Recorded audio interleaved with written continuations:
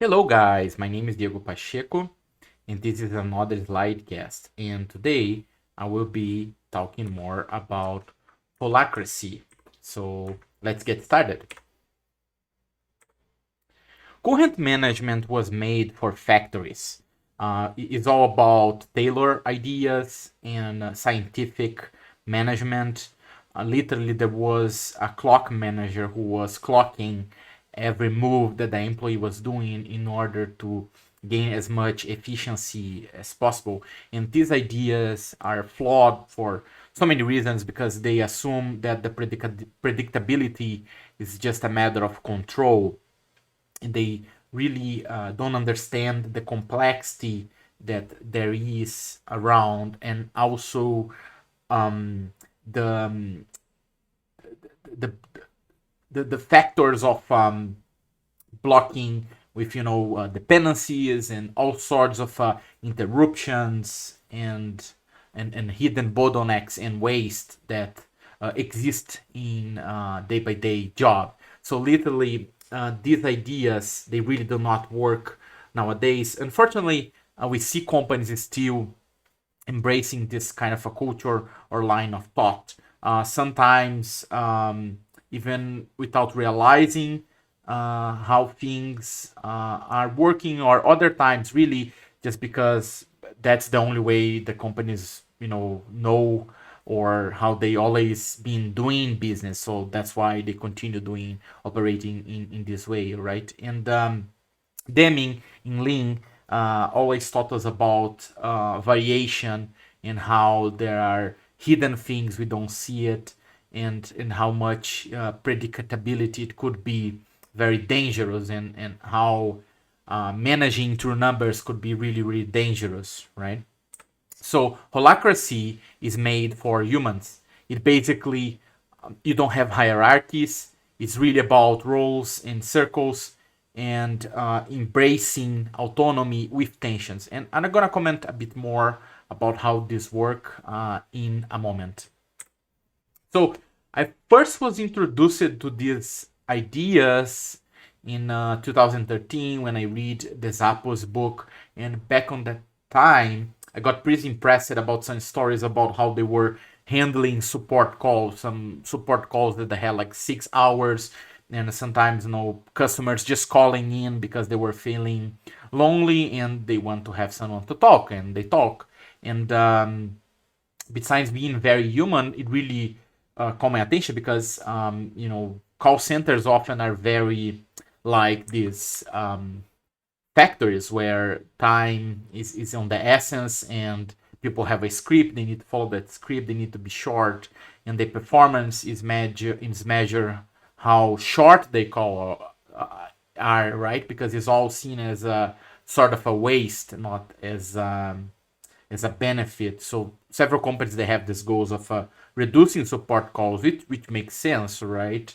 But at the same time, Zappos took a completely different view on call centers, and not only about that, but how the company operates. Back on the time, was not usual for people to buy shoes online, and there was all sorts of challenges, and they figured out. So it's very interesting book, and that's how I sort of got introduced into these ideas. Today, some people say that we live in a VUCA world. Others say that we are in Bunny. For some people, are just post-COVID, or still kind of a COVID with vaccines and everything. And the idea of VUCA, which happened before COVID, was that the word is volatile, uncertain, complex, and ambiguous. So volatile means you have an environment that demands you react quickly on changes and things that are unpredictable and out of our control. Uncertain means that the environment requires you to take action without certain. So you're really not sure, but you need to move. Complex, it means the environment is dynamic and it has so many interdependencies. I see lots of effort to kill interdependencies, which I think to some degree is really necessary, but it's really impossible to remove all dependencies. It's just how the world works and how a company operates. Um, and finally, ambiguous, which means the environment is unfamiliar outside of our experience. And that could happen for a majority of reasons, like your company may be acquiring another companies, or maybe you are operating in different countries, or the law is changing. There's so many reasons why you can get ambiguous. And ambiguous, it might sound a bit funny, because if you think about it, a company who is successfully definitely needs to know about their business domain. So you may think, okay, how you get ambiguous in your business domain, but there's so many forces that end up reshaping that business domain or creating other domains where you might not be sure anymore. So there is this other theory that says that the word is actually not VUCA but bunny, which means brittle, anxious, nonlinear, incomprehensible. Like you really will not get it at all. This you cannot apply linear thinking, and this is really hard to comprehend. I think in some sense all these modules are very similar because complexity is on the core of it, right? And you do not fix complexity with simplicity. You cannot manage complexity in the sense like you have a clock, and if you are done in that time, all your problems are solved, because the problem is not like a factor. As long as you deliver in time, everything is okay, right? Because you push the product out, then that's it, right? But in software, the product never goes out in a sense, because you need to keep maintaining the software possibly forever. So really, you need to have a different kind of thinking. And I always believe that we need to understand and deal better with complexity. And there's all these movements like VUCA and Bunny, and also Brave New Work also embrace these ideas of embracing complexity and embracing chaos, because is what the word is, right? And I think COVID, to some degree, it also showed to us that all this is true, right? And how fragile we are, and how things can change pretty quickly, and how we can change really how we do business and how we live very fast. If you look in just less than 2 years, the world is completely different than it was before in some senses. So these modules, right? They also have some directions in common where Holacracy is heading. And just before I talk more about Holacracy, let me share a bit more about some companies here who are doing Holacracy. And of course, for me, Zappos it was the biggest one. Zappos was acquired by Amazon, by the way. But here are some other companies who also claim to be doing Holacracy. And the idea of Holacracy is that there is a shift from hierarchy to circles. And these circles can be seen as a team, for instance, right? But these teams, they operate in a very peculiar or different way. And so basically, you kind of have two circles, right? So you have the working cycle, and you have the governance cycle, right? So there is like two feedback loops. And basically, you do the work, and you're gonna have tensions, and these tensions are challenges or opportunities for improvement or for clarification. And these tensions may be resolved, which might change the rules and how people work, or they might not be accepted, and things might continue as they are.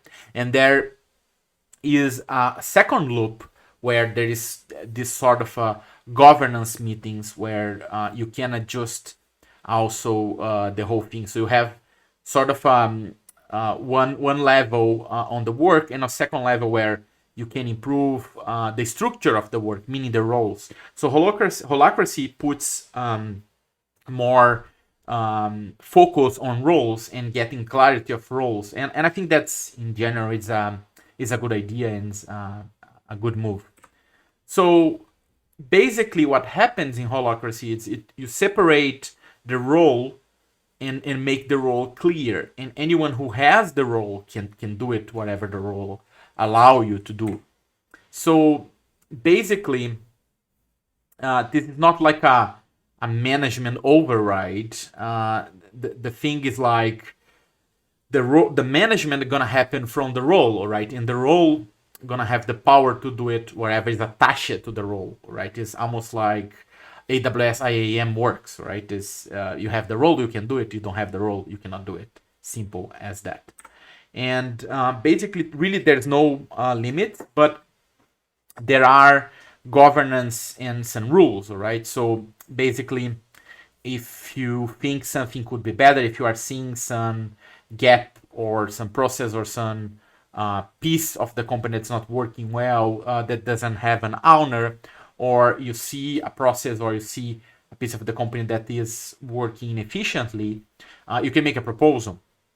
And that proposal is going to be analyzed by your circle, and there will be clarifications and reactions, right? So analyzing the proposal, people could ask for more clarifications, and they could have reactions, which in the end could lead to objections, like people might object, and then we might go deeper to understand why people are objecting, and based on that you might have amends to the proposal. And if you really do not have any objections, that proposal you're gonna get approved, right? And based on that, that idea or that change will be carried over. Okay, and that's a very formal way to do things. But if you think about it, even bit of informal or in structure, you could have an structure, right? You could be doing something very similar. It's not that difficult to visualize this working. So some comparisons here. In the classical hierarchies, the job descriptions are sort of statical and defined by managers. In Holacracy, they are dynamic and they can be dynamic adjusted as it needs. So that's the double learning loop I was mentioned about the governance meeting. Each employee has a fixed job title in classical hierarchies. In Holacracy, they can have multiple roles. So you can have really more than one role, and you can do anything that the roles allow. Decision making authority in classical hierarchies belongs to primarily to managers and teams who carry out the decisions. In Holacracy, decision makers are authority are fully delegated to those who fulfill the role. So it's really like a security thing. So if you have the role, you can do it. On the classical side, adaptation of the organizations from extensive reorganization, restructuring, often a waterfall.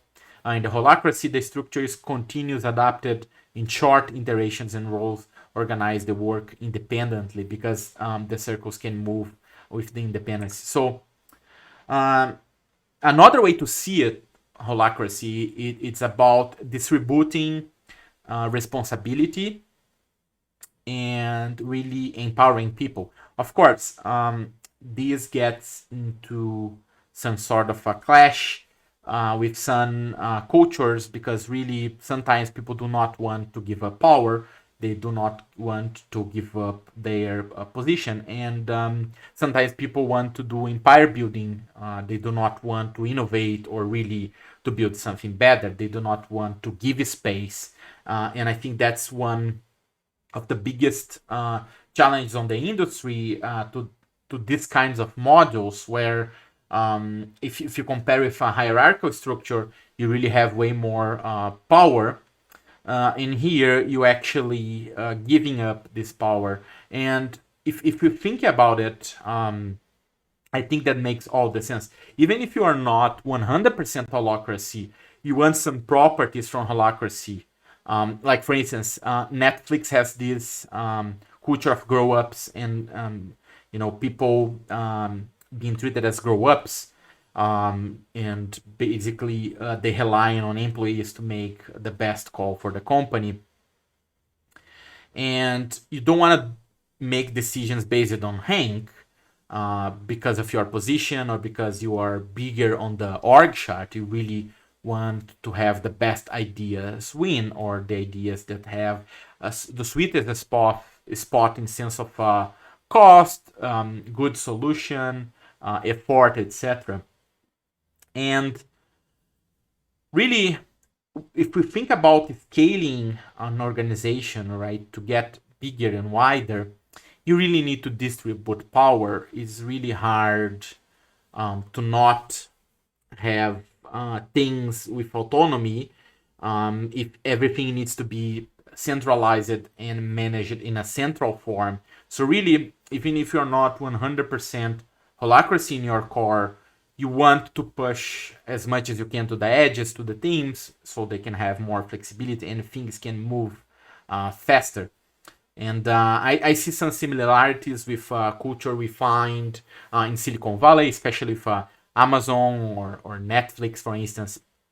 So this is not necessarily binary. And also, if you think about other methods like Lean and Agile, we also can see this double loop learning pattern, right? Because for the tensions, for instance, this could mean that you need to clarify something, and that clarification could be a learning opportunity, and either could be done maybe in a one-on-one or in a retrospective. And if we think about relationships, both one-on-one and retrospectives could be good tools to help on that. If you think about the work itself, or on the second loop, on the governance meeting, if you think about the Agile Lean, retrospectives can help with that. And also in DevOps, we have RCAs, root cause analysis, which also could be ways for us to improve and make things better. So these ideas are not completely alien to previous methods, right? If we're comparing Lean, Agile, DevOps, really, they are not that different. The thing here is the emphasis on the roles, to have a clarity on the roles, having people doing multiple roles. With, again, as we are comparing with Agile, if you look like in a classical engineering, you might have an analyst, you might have a tester, you might have an engineer, you might have an architect, and so many roles, right? And in Agile, it's very common to have an engineer, a developer who is doing development, who's doing testing, who's doing architecture, who's doing even DevOps work, like say it, right? So this idea of multiple roles was always present in Agile. If we think about this other property of holacracy about pushing things to the edge, that's also very common in Lean. Lean is all about empowering people and letting them fix their problems. There's another movement called Beyond Budget, which really talks about this culture of empowering people and people making decisions and being capable of self-managing. If we think about Agile also is built on these ideas that you want to have self-managing teams. So really, holacracy is not something completely different or something that goes completely out of the blue if you think about it. Of course, when you put in perspective and you think about structure and you think about power, it might sound very radical, but when you think about it with a different perspective, like if you're thinking about scaling, you're thinking about talent attraction and so many other dimensions, this makes a lot of sense, even if you're not fully 100% in holacracy. And I believe there are companies that are 100%, but I think in that scenarios, either is a startup or some company that's maybe more a European company would have more like a different culture. It's really hard for North America, South America, which are kind of hierarchical, to really have big companies, lots of big companies doing this. But there are some companies even in US doing this. If you look at the Beyond Budget book, they talk about some companies doing this sort of pushing things to the edges and distributing authority and kind of a self-regulating, self-managing, right? So, but that's it about our holacracy. I hope you guys like it. See you next time. Take care. Cheers.